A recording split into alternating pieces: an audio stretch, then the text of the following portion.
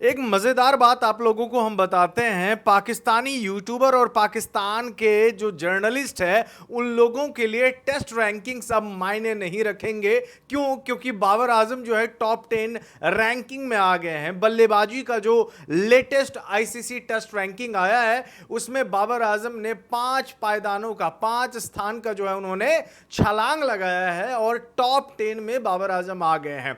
और इसके बाद आप किसी भी पाकिस्तान के यूट्यूबर का, ये मेरा प्रेडिक्शन है, आप उठा के देख लीजिए, अगर उसने इस रैंकिंग पर वीडियो बनाया हुआ होगा तो वो यही बात अपने वीडियो में कर रहे होंगे कि रैंकिंग से क्या होता है देखना तुम।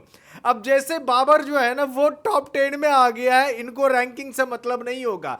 इससे पहले जब बाबर आजम रैंकिंग से बाहर हो गए थे, टॉप 10 से बाहर हो गए थे, तब यही लोग जो है ना रैंकिंग रैंकिंग चिल्ला रहे थे कि भाई पाकिस्तान का तो कोई और बल्लेबाज जो है वो नजर ही नहीं आ रहा है टॉप 10 में, है ना, सिर्फ और Indian batsman, Australian, New Zealand, England batsman जो है वो नजर आ रहे हैं। तब इन लोगों के लिए रैंकिंग बहुत ज्यादा मायने हो जाता है। तो ये जो डबल स्टैंडर्ड है इसको बहुत पहले से मैं जानता हूं। बहरहाल मैं हमेशा यही कोशिश करता हूं कि भाई मैं खबर दूं, लेकिन कई बार जो है ना ऐसा मुझे देखने और सुनने को मिल जाता है कि अपने आप को मैं रोक नहीं पाता हूं कि भाई कैसे यार, कैसे कर लेते हैं ये लोग।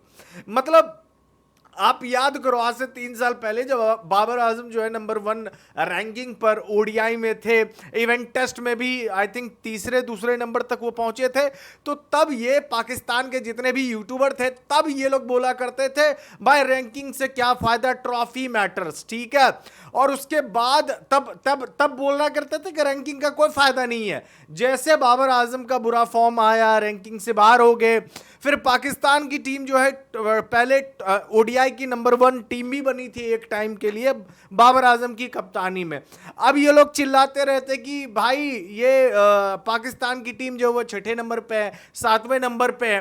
अब ये चिल्ला रहे हैं भाई, अब क्यों चिल्ला रहे हो? मतलब जब बाबर आजम की कप्तानी में आपकी टीम जो है टॉप 2 में, टॉप 3 में हुआ करती थी, ठीक है, कम ही टाइम के लिए रहा लेकिन रहा जरूर, तो तब ये लोग चिल्लाते थे कि रैंकिंग का कोई फायदा नहीं। अब अचानक से जैसे उनकी कप्तानी गई, फिर बहुत बड़ा बदलाव आया पाकिस्तान के पूरे इकोसिस्टम में, वो चीजें हमने देखी, तो भाई उसके बाद इन सारे लोगों के लिए रैंकिंग मायने रखने लगा।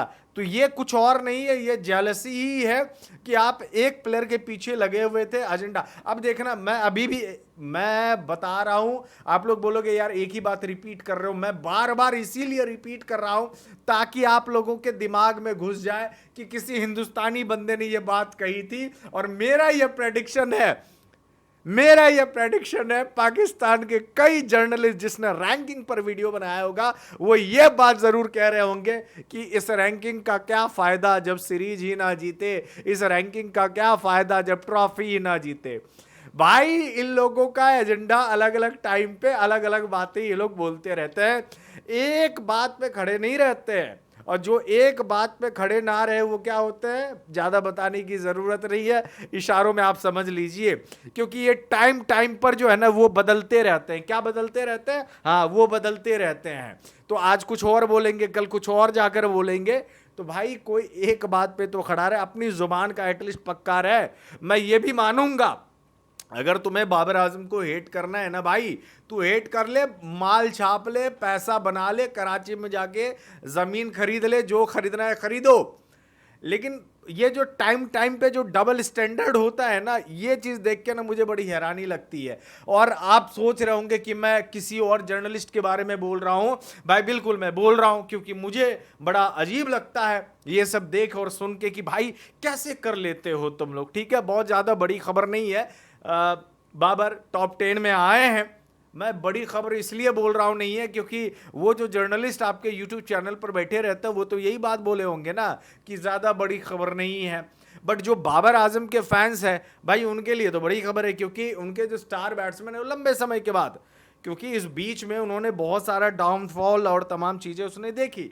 तो भाई फैंस जो है किसी भी प्लेयर का जो फैन बेस होता है वो इसी चीज के लिए होता है क्योंकि वो अपने हीरो को हमेशा उड़ते हुए देखना चाहता है। और जब नीचे गिरता है, डाउनफॉल आता है, फ्लॉप होने लगते हैं, रन्स नहीं बनते, तो वही फैंस जो है उनको सपोर्ट भी करते हैं। तो भाई जो जो फैन बेस है उनको आप एंजॉय तो करने दीजिए। आप कौन होते हैं बोलने वाले कि भाई इस रैंकिंग का कोई फायदा नहीं है, उस रैंकिंग का कोई फायदा नहीं। जैसे तुम्हें बोलने का हक है वैसे फैंस को भी तो एंजॉय करने का हक है। अगर फैंस को खुशी मिल रही कि बाबर टॉप 10 में आ गए हैं तो भाई तुमको क्यों दर्द हो रहा है? आप मुझे ये बता दे, आप मुझे ये बता दे। तो भाई सबका अधिकार है, सबको हक है। जैसे आपको हक है क्रिटिसाइज करने का, क्रिटिसाइज करके आप अपने आप को बहुत बड़े जर्नलिस्ट समझ लेते हैं, आपको लगता है कि आप ही की बात सही है, अब बाद बाकी दुनिया तो ऐसी वैसी है, समझ रहे हैं ना? तो ठीक वैसे ही भैया जो बाबर के फैंस है, बाबर आजम टॉप 10 रैंकिंग में आए आईसीसी टेस्ट रैंकिंग का, उनको वो खुशी मना रहे हैं, पोस्ट लिख रहे हैं, उससे आपको क्या दिक्कत है? आप मुझे बता दीजिए भाई। तो ये जो है ना डबल स्टैंडर्ड लोगों का, ये चीज मुझे बहुत ज्यादा हैरान करता है कि मतलब तुम सही बाकी दुनिया गलत है। ऐसे कैसे बाबू भैया, ऐसे कैसे? ऐसा नहीं होता, ठीक है? हाँ, जो काम है वो काम करिए, दुनिया को मत सिखाइए कि दुनिया को कैसे चलानी है, या फैंस को मत सिखाइए, स्पेशली बाबर के फैंस को आप मत सिखाइए कि भाई किस बात पे खुशी मनानी है और किस बात पे गम मनानी है, क्योंकि दे नोज बेटर, जनता सब समझती है भाई। धन्यवाद।